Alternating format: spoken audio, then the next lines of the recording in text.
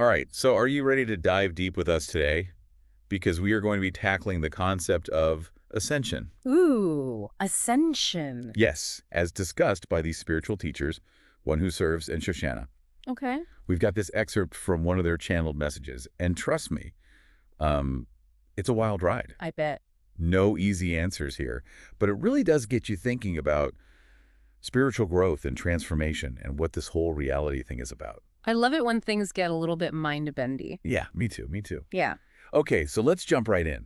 First up, we have a listener asking about the waves of ascension. How many are there? Are we all just kind of bobbing along waiting for the right wave to catch? Right. What do you think? Well, one who serves suggests that there might be 3 waves, Three. and that many of us are currently in that first wave, Oh. moving between what they call third, fourth, and fifth dimensional expressions. Okay, so we're all hanging 10 right now. Exactly. Yeah. And what's really fascinating is that it's not about physically riding a wave. It's about raising our vibration, expanding our consciousness, even transforming, like at a cellular level. So, like, we're upgrading our entire system. Mm. Sign me up for that upgrade. Right? But I'm curious, what does Shoshanna have to say about all this wave talk? Well, Shoshanna actually challenges the idea of waves as like a human construct. It's not like this calendar event Right. or something passive you wait for. It's not like a tidal wave coming to get us. Exactly. Instead, she says ascension is about embodying the qualities of an ascended being, so it's like a continuous journey of transformation. I see. To quote Shoshanna directly, you don't jump in, you don't participate, you become it. Okay, that's powerful.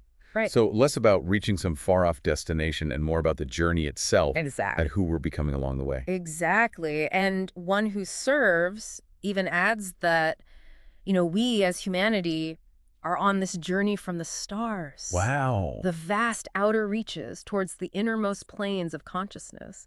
From stars to consciousness. Uh-huh. I love that imagery. Yeah, it's beautiful. Okay, well, speaking of our physical selves, we have another listener wondering if enlightenment means just ditching this physical body altogether. Yeah.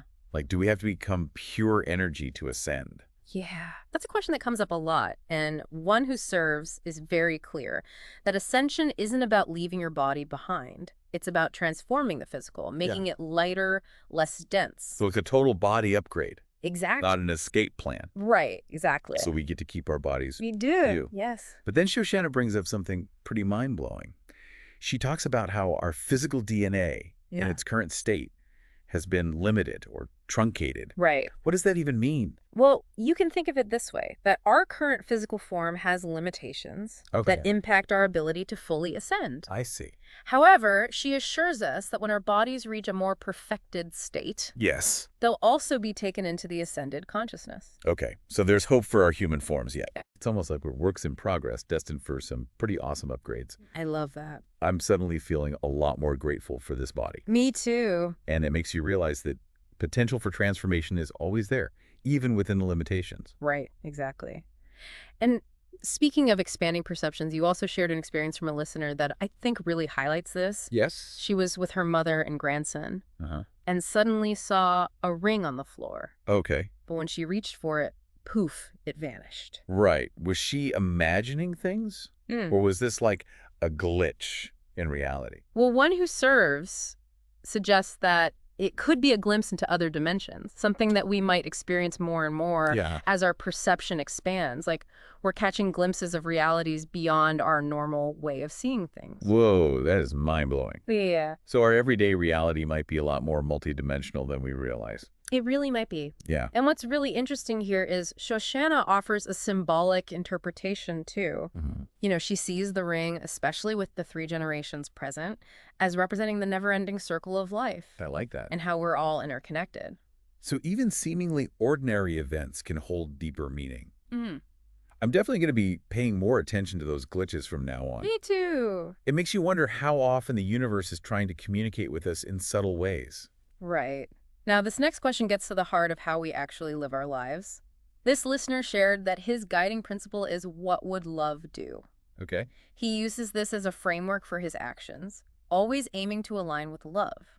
I love that. He's channeling his inner hippie, spreading good vibes, But is it really that simple? I mean, love can be such a loaded word. It really can be. Yeah. Well, One Who Serves does confirm that focusing on love is incredibly powerful. Okay. It helps to dissolve fear and lessen the grip of what they call the 3D matrix, that illusion of separation and limitation we often get stuck in. Right, right. But how do we even define love? It can mean so many different things to different people. Exactly. And Shoshanna doesn't let us off easy here. She really challenges us to examine what love truly means.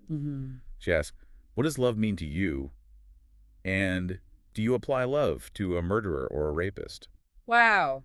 Yeah, those are some tough questions. They are. Do you think most people have really sat with that and considered what love means in such extreme situations? I don't think so, no. It's definitely a challenge to apply those lofty ideals of love to difficult real-world situations. And speaking of real-world challenges, our next listener brings up a topic that's bound to get people talking. Uh-oh. They're asking about figures like Trump, the idea of taking down criminals, and how to reconcile that with this whole concept of love. Yeah, this is where things get really tricky. How do we balance our desire for justice with this idea of unconditional love? Right. Well, One Who Serves advises staying attuned to your higher consciousness, Okay. letting your inner guidance inform your understanding of such complex events.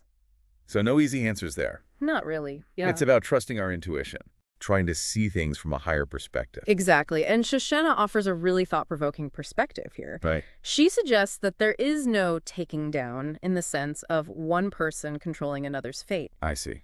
Instead, she says that criminals are surrendering to their own karma, a path that they chose long before this lifetime. So even actions that appear to be driven by justice or retribution are actually part of this larger karmic unfolding. That's a lot to process. It is. Yeah. And Shoshanna emphasizes that we don't control another person's path. Sending love and light is always a good thing, but the recipient has to be open to receiving it.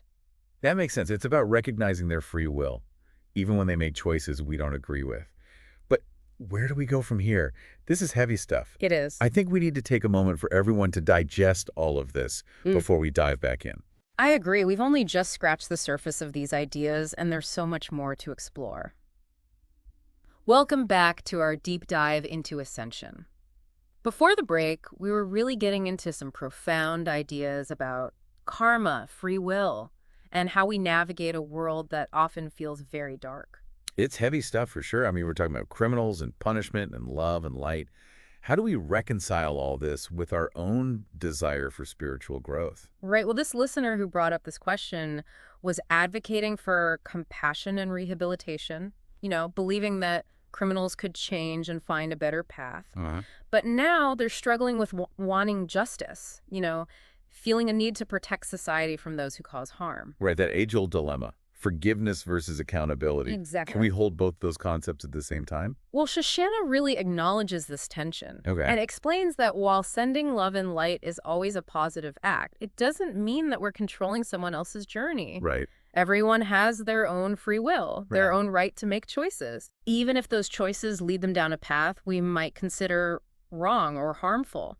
So it's not about being passive or condoning bad behavior, No. but about recognizing that everyone is on their own journey. Exactly. And some of those journeys might involve facing some difficult consequences. It's tough to wrap your head around sometimes, isn't it? It really is. It's a nuanced perspective for sure. Shoshanna doesn't really give us easy answers. No, she doesn't. But she pushes us to recognize those complexities of being human. Right. We can't force anyone to change or embrace love if they're not ready. Yeah. Their transformation has to come from within. But isn't that a bit of a cop-out? I mean, how do we balance acceptance with, the very real desire to see justice served when someone's been hurt? Right. Well, that's the challenge of living in this 3D reality that Shoshanna talks about. It's a world of duality, of choices and consequences, of constant tests and growth opportunities for our souls. Okay, but how does that fit in with our responsibility to create a more loving and just world? Do we just sit back and watch as things unfold, hoping everyone's going to get what they deserve? Well, that's where Shoshanna's parting message comes in. Okay. She encourages us to apply not just love and light, but also allowance. Allowance. Yeah. I'm not sure I understand what that means in this context. It's a subtle concept, but incredibly powerful. Okay. It means acknowledging that each person, even those who have committed, harmful acts, is part of a larger tapestry of existence. Okay. We allow them to walk their path, to face the consequences of their actions without judgment or interference from us. So it's about accepting that we don't have all the answers. Right. We can't control the outcomes. Yes. But we can choose to respond with love and compassion, even when it's incredibly difficult. Exactly. That's a high bar to set for ourselves, isn't it? It is, but that's the essence of what Shoshanna calls ascended consciousness. Yeah. It's not about escaping the challenges of this world, Right. but about moving through them with wisdom and grace, holding on to that belief in the power of love even when things seem bleak. So we hold the light, even in the darkest of times, trusting that eventually everyone will find their way back to that love. And we recognize that everyone's journey, no matter how difficult it may seem, is ultimately contributing to the evolution of consciousness for all of us. Wow. This deep dive has taken us on quite a journey. It really has. We've explored different views on ascension, the role of our physical bodies, the challenges of applying these spiritual principles in this complex world, Right. and now this profound concept of karma and allowance. Yeah, it's been quite a ride. And what stands out to you from everything we've discussed so far? Honestly, this whole idea of allowance keeps coming back to me. Yeah, It's such a simple word, but it feels so incredibly powerful. I agree. And what's fascinating about allowance is that it doesn't require us to condone or approve of another person's actions. Right. It's about recognizing their free will and their right to choose their own path, even if we completely disagree with their choices. It's like stepping back from that need to judge, to control, to impose our own beliefs on others. Yes. We're simply acknowledging that their journey is their own. Exactly. And in doing so, we create more space for our own spiritual growth. Instead of trying to fix or change others, Yeah. we focus on cultivating those qualities of love, compassion, and understanding within ourselves.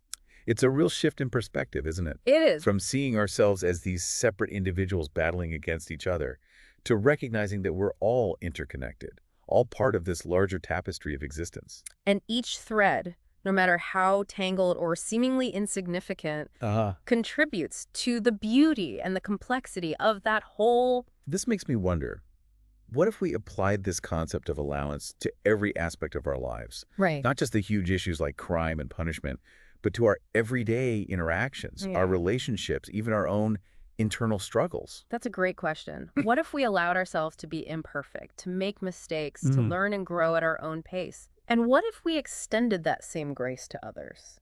It feels like a radical act of self-love and acceptance. It does, doesn't it? It's about letting go of that need to control everything, to manipulate situations, to force things to fit into our limited understanding of how they should be. It's about surrendering to the flow of life, trusting that even amidst the chaos and uncertainty, there's a higher order at play that we don't always see.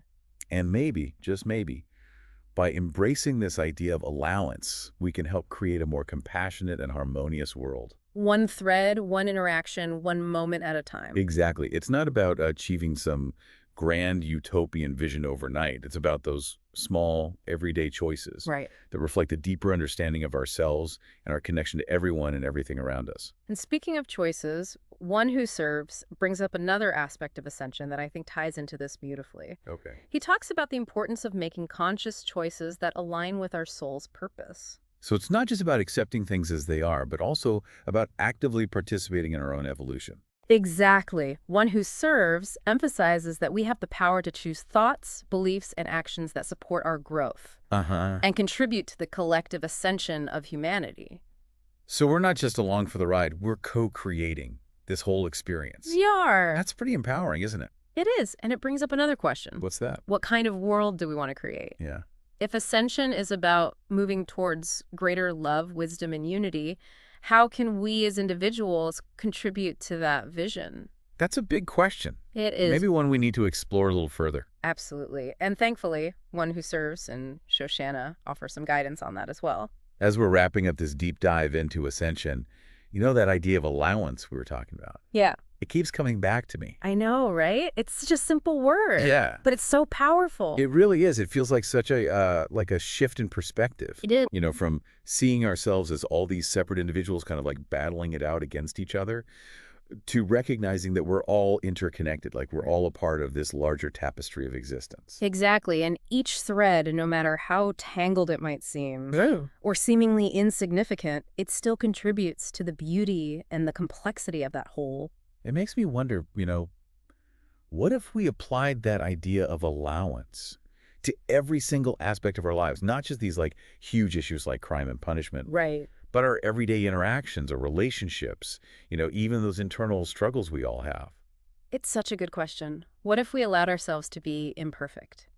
To make mistakes, to learn and grow at our own pace? Yeah. And what if we extended that same grace to others?